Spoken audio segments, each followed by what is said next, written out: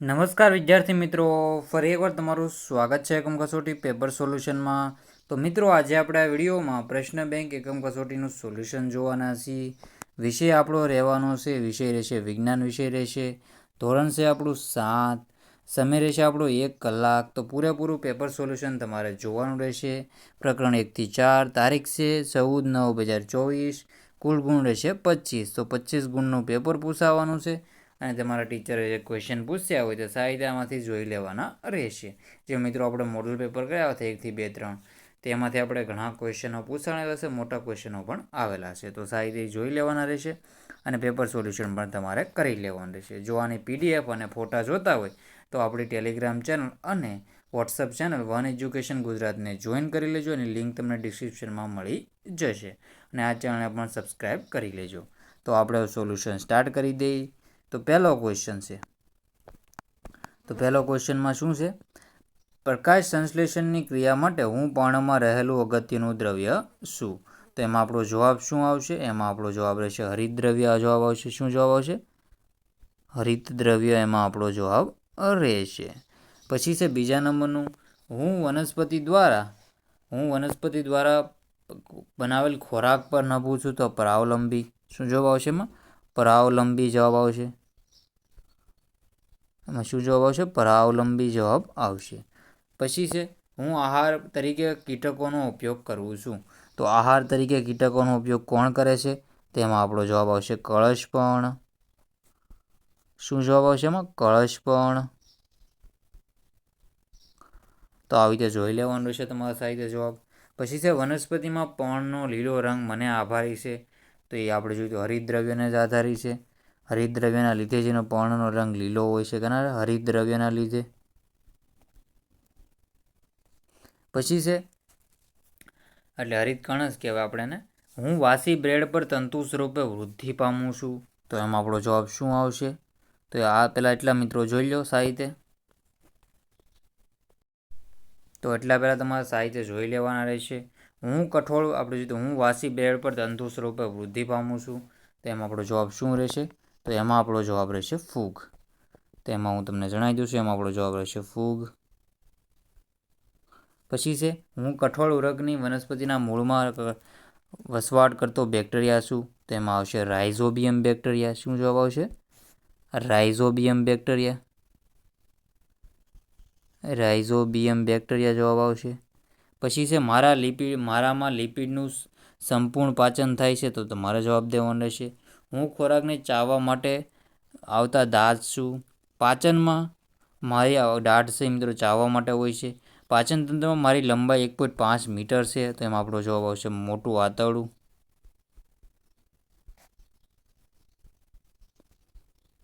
તો આવી રીતે તમારે જવાબ કરવાનો રહેશે.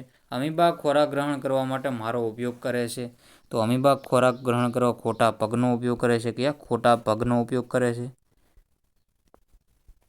ખોટા પગનો ઉપયોગ કરતા હોય છે. તો આવી રીતે તમારે જવાબ સારી રીતે કરી લેવાના રહેશે. ચેનલમાં નવા હોય તો ચેનલને સબસ્ક્રાઈબ કરી લેજો. પછી આપણે આગળના ક્વેશ્ચન જોઈ લઈએ.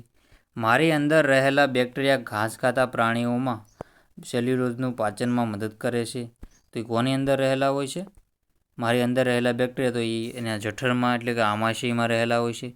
તો આમાશયમાં રહેલા બેક્ટેરિયા.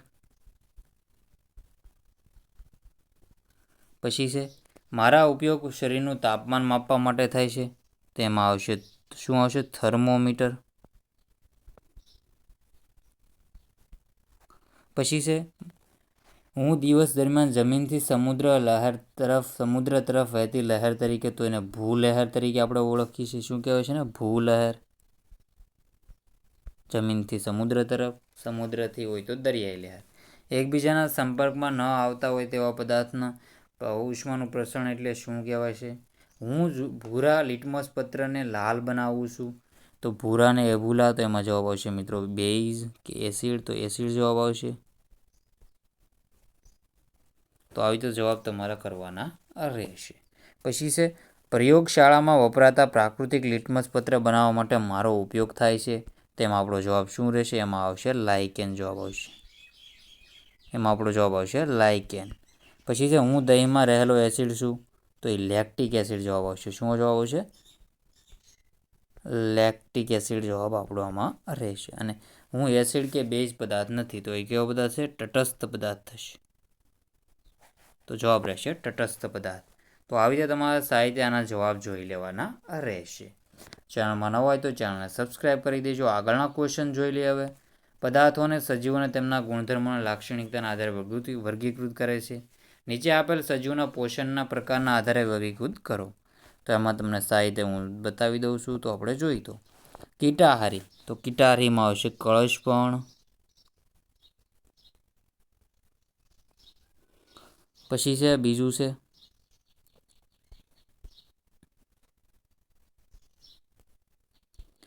સ્વયંપોષી, તો લીમડાનું ઝાડ છે આમાં જવાબ આવશે. પછી છે મૃતોપજીવી, તો મૃતોપજીવીમાં જવાબ આવશે મશરૂમ. પછી છે સહજીવન, તો સહજીવનમાં આપણો જવાબ રહેશે અમરવેલ કે પરોપજીવી, કળશપણ કે લાઇકેન, તો લાઇકેન જવાબ રહેશે. અને લાસ્ટમાં અમરવેલ છે એ પરોપજીવી આવશે. શું આવશે? પરોપજીવી. તો જવાબ આવશે અમરવેલ. તો આવી રીતે સાહિત્ય મિત્રો જવાબ તમારે જોઈ લેવાનો રહેશે. કીટાહારીમાં કળશપણ, લીમડાનું ઝાડ છે સ્વયંપોષી, મૃતોપજીવો મશરૂમ, સહજીવનમાં લાઇકેન ને પરોપજીવોમાં અમરવેલ. તો સાહિત્ય પોઝ કરીને વાંચી લેજો. ચેનલમાં ન હોય તો ચેનલને સબસ્ક્રાઈબ કરી લેજો. નીચે આપેલ પાચન અંગોને તેના કાર્યોના આધારે વર્ગીકૃત કરો. તો પાચન અંગોને તેના કાર્યના આધારે વર્ગીકૃત કરવાના રહેશે. જઠર, યકૃત, સ્વાદુપિંડ, લાળગ્રંથિ, નાનું આંતરડું.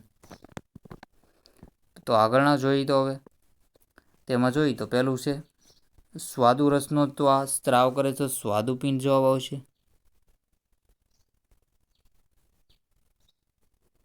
પછી છે લાળ રસનો સ્ત્રાવ કરે તો લાળ ગ્રંથિ જવાબ આવશે. આમાં શું જવાબ આવશે? લાળ ગ્રંથિ.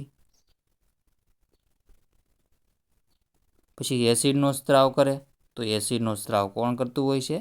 એસિડનો સ્ત્રાવ કરશે જઠર કરે છે. પાચનનું સંપૂર્ણ પાચન થાય છે નાના આંતરડામાં થાય છે.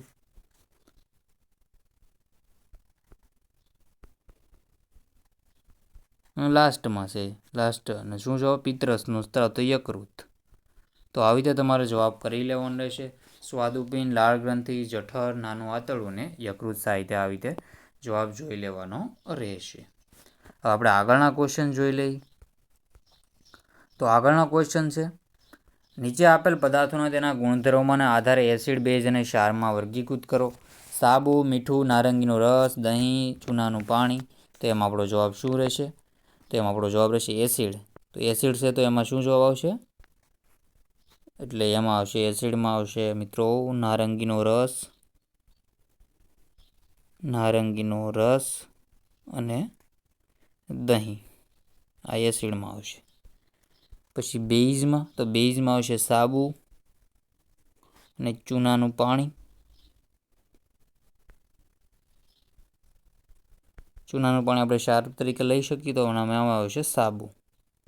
અને લાસ્ટમાં આવશે અહીંયા મીઠું. ચૂનાનું પાણી તમારે કેમાં આવશે એ તમારે જવાબ દેવાનો રહેશે. તો આપણે ચૂનાનું પાણી અહીંથી ઘટાડી દઈએ છીએ.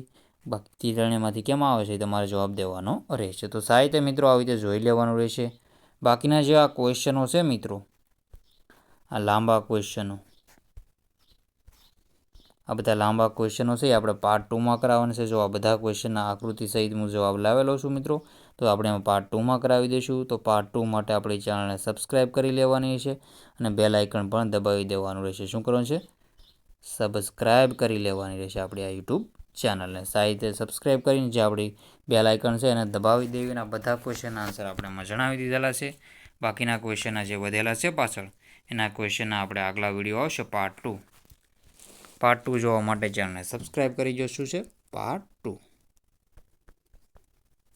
2 માટે ચેનલને સબસ્ક્રાઈબ કરી લેવાની રહેશે, જેથી પાર્ટ 2 જલ્દી આવે એવો તરત તમને નોટિફિકેશન મળી જાય. ચેનલમાં નવા હોય તો ચેનલને મિત્રો સબસ્ક્રાઈબ કરી લેજો. તો મિત્રો હવે આ વિડીયોનો એન્ડ કરીએ છીએ. જય હિન્દ, જય ભારત.